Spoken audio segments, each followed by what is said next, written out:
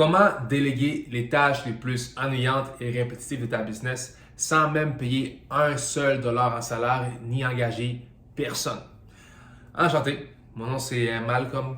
Je suis cofondateur de l'agence AltaVista ici à Montréal et nous aidons les conseillers en sécurité financière, les courtiers en assurance à justement optimiser leur système d'acquisition pour simplement débloquer une nouvelle croissance qui n'est pas atteignable sans l'infrastructure nécessaire. Aujourd'hui, je vais parler de simplement comment on peut justement réussir à déléguer les tâches les plus répétitives et ennuyantes qui sont principalement, sans considérer la conformité, parce qu'évidemment, ça ne fait pas partie de l'acquisition, on parle vraiment de côté acquisition.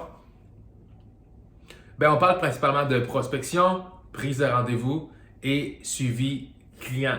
Okay? Donc, la plupart des conseillers, quand ils pensent à déléguer ces tâches-là, ils pensent principalement à soit engager une adjointe, une secrétaire ou même travailler avec un junior. Right?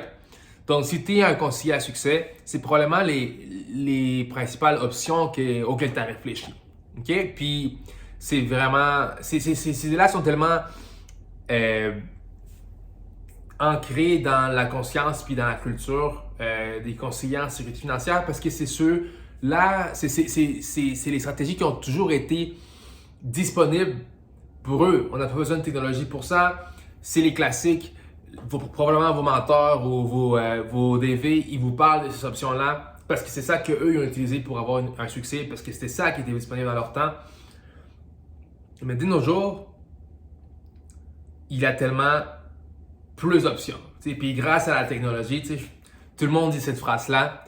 Je me sens un peu cheesy en train de la dire, mais c'est vrai. Grâce à la technologie, il y a tellement de meilleures options de nos jours en 2024 que se limiter avec ça, c'est vraiment se tirer dans le pied puis pas se positionner dans la façon la plus compétitive possible. Okay? Donc, quelles sont les autres options qu'on aurait pour déléguer ces tâches-là? Je dirais principalement, si on va à tour de rôle, numéro 1, la prospection. Okay? La prospection, souvent, souvent c'est une adjointe qui va pouvoir la faire, right? Appeler des leads ou cold call des leads. Ou même, je sais que des conseillers vont travailler avec des centres d'appel qui vont faire le cold call pour eux, ou des générateurs de leads sur l'Internet. Si tu es vraiment fancy, c'est ça que tu fais. Puis, toutes ces options-là, souvent, laissent à désirer ou sont très chères. Okay? Je sais que le cold call, ça peut très bien fonctionner, évidemment. J'ai bâti ma business en premier à travers le cold call. Quand tu n'as pas beaucoup de budget publicitaire, c'est ça que tu fais. Quand justement tu ne comprends pas comment le web fonctionne, c'est ça que tu fais. Mais évidemment, ça peut être très cher, right? Les générateurs de leads, sans passer trop de temps là-dessus, on sait très bien à quel point c'est des hauts et des bas. Puis souvent, la problématique, c'est que le marketing généré par ces compagnies-là, soit il n'est pas exclusif, soit il n'est pas personnalisé. Right? Donc, souvent, la meilleure option, quand on parle de prospection, c'est de le faire soi-même, avec son image. Parce qu'à la finale, les gens, ils vont nous acheter nous. Mais, clique pas ailleurs. Je ne suis pas en train de te dire de commencer à faire ton cold call. Évidemment pas. Ce que je suis en train de dire, c'est comment on peut justement trouver une façon d'avoir l'effet de levier pour qu'on puisse faire la prospection par soi-même, mais sans que nous, on doive prendre le temps de le faire. Donc, qu'est-ce que je veux dire? Une des meilleures façons de le faire, c'est de faire ses propres pubs Facebook. Ah, mais tu sais, mal comme les pubs Facebook, j'ai déjà essayé, ça fonctionne pas. Tu sais, il y a plein de gens qui cliquent puis ils veulent rien savoir, ils étaient juste curieux, ils se rappellent pas d'avoir rempli le formulaire, des faux numéros, blablabla. Bla, bla, bla. J'essaie. C'est souvent une expérience que les conseillers vont vivre. Mais ça reste que Facebook fonctionne. Facebook fonctionne. Il y a plein de gens qui font fonctionner Facebook. Sinon, Facebook n'existerait pas parce que la source de revenus de Facebook, c'est la publicité. Donc, à un certain point, il faut se poser la question, qu'est-ce que nous, on aurait pu faire de meilleur pour faire réussir la publicité? J'ai beaucoup de mes clients qui font de la pub et principalement, ce qui marche le plus pour eux, c'est vraiment de faire de la pub vidéo en expliquant quels sont les avantages de travailler avec eux. Peut-être même des témoignages clients, des choses comme ça. souvent ça vient très bien fonctionner sur Facebook. Pour simplement être capable de pitcher par toi-même, par vidéo, à plein de personnes à travers le Québec en même temps, sans que tu doives le faire avec ton temps. C'est juste, tu le set up, tu le crées, tu le lances, puis ça travaille pour toi 24 heures sur 24, pendant que tu travailles, pendant que tu ne travailles pas, pendant que tu dors, pendant que tu soupes avec ta blonde, peu importe, ça fonctionne. Okay? Donc, ça c'est le numéro 1. Les rendez-vous par la suite, si tu as des leads, mais là, il va falloir que tu les appelles, puis ils ne répondent pas, puis il faut que tu fasses le suivi. Tu sais, puis j'ai des clients que eux, ils appellent leurs leads tant si longtemps qu'ils n'ont pas répondu, ils les appellent, puis je respecte tellement ça, c'est une attitude de guerrier. Je le fais moi-même, j'ai dû le faire longtemps pendant ma carrière de vente. Mais ça reste que justement, si tu veux passer au prochain niveau, il va falloir déléguer. Okay? Si tu es rendu à un point où tu as un gros volume de leads, c'est sûr la réponse, ça va être de déléguer à un junior ou avoir ta propre équipe de vente ou des choses comme ça. Mais tant si longtemps que tu n'es pas rendu là, ça vaut peut-être pas la peine niveau rentabilité d'engager quelqu'un. Donc, c'est quoi tes options? Moi, ce que je suggère à ce niveau-là, c'est la technologie d'automatisation ou l'intelligence artificielle.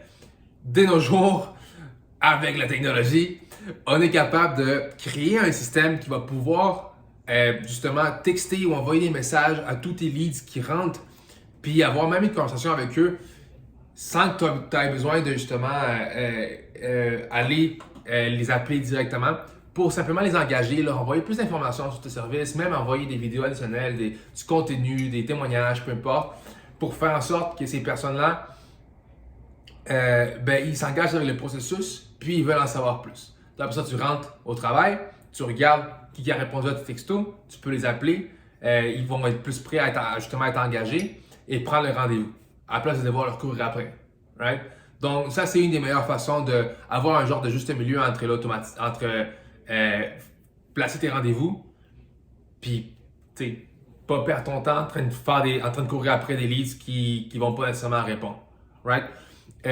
Numéro 3, au niveau des suivis de clients, ça reste la même chose. Okay? Souvent, des clients, tu fais un suivi, je sais pas, 2 fois par année, 1 fois par année. C'est comment tu fais pour te rappeler? J'imagine que tu as un CRM, puis tu mets des tâches ou des choses comme ça. Puis c'est bien beau, mais ça reste que c'est quand même une grosse gestion de se rappeler, d'appeler tous ces clients. Surtout si tu es un conseiller à succès, tu dois quand même avoir beaucoup de clients auxquels faire le suivi. Pourquoi pas automatiser tout ça? Si c'est déjà tes clients, il n'y a pas de question de créer la confiance nécessairement. Pourquoi pas être capable d'envoyer un courriel, un texto automatisé à chaque 6 mois, à chaque 1 an, peu importe, pour que tous les suivis clients, tous les touchpoints clients se fassent automatiquement. Et ceux qui sont prêts à avoir une conversation, ceux qui sont prêts à avoir justement une révision de leurs besoins ou un nouveau besoin qui est survenu, un nouvel enfant, une nouvelle maison, peu importe, ils vont pouvoir justement te signaler. Okay?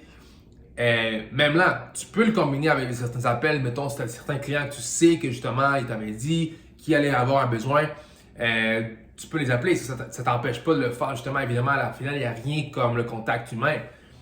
Mais pour tous les restes que tu ne sais pas nécessairement sont rendus, est-ce que tu veux vraiment passer. Si tu n'as pas beaucoup de clients, vas-y, mais si tu as tellement de clients que ça te prendrait trop de temps, est-ce que tu veux vraiment passer tout ton temps en train de les appeler un par un ou pourquoi simplement pas automatiser ce processus-là pour qu'après ça, toi, ce qui te reste à appeler, c'est juste ceux qui sont actuellement en besoin d'avoir tes services ou avoir une mise à jour de tes services.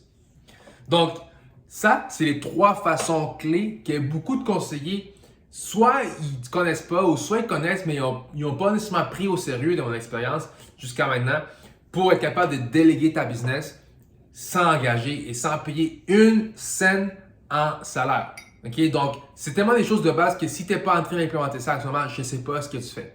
Okay? Tout le monde devrait utiliser ça de nos jours. C'est tellement accessible.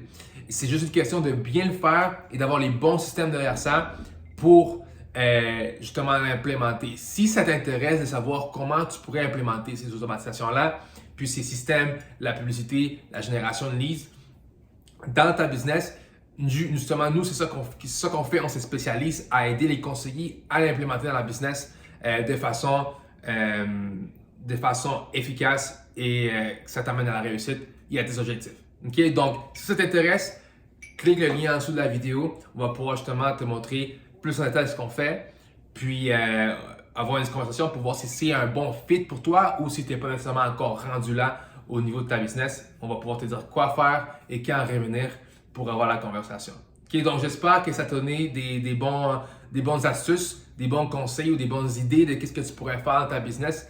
Puis écoute, on se parle dans la prochaine vidéo et au plaisir de se voir.